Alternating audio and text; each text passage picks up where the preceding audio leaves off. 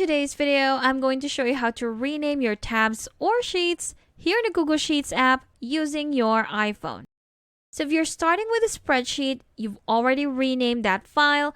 The next thing that you want to do maybe would be to rename your tabs, especially when you're going to be dealing with a lot of them. Now, renaming your tabs will definitely help you organize them, and to do that, all you have to do would be to tap on the arrow down right next to Sheet 1 right here. If we tap on it, there we go. Here are our options. We have, at the moment, duplicate, rename, and grid lines. Because we only have one sheet in existence, we cannot select delete or hide. If we have more, then those options will not be grayed out.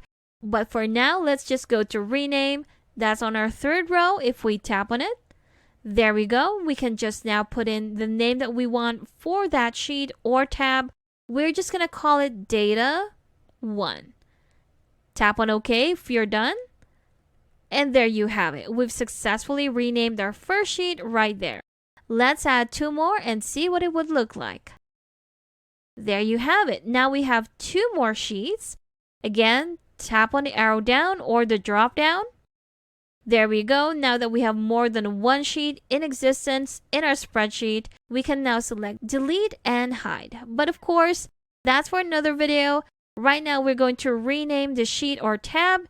Just tap on rename on the third row. There we have it. We're going to call this one Data 2. Tap on OK.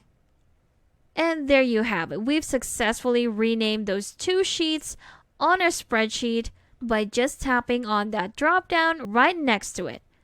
And there you have it. That's how you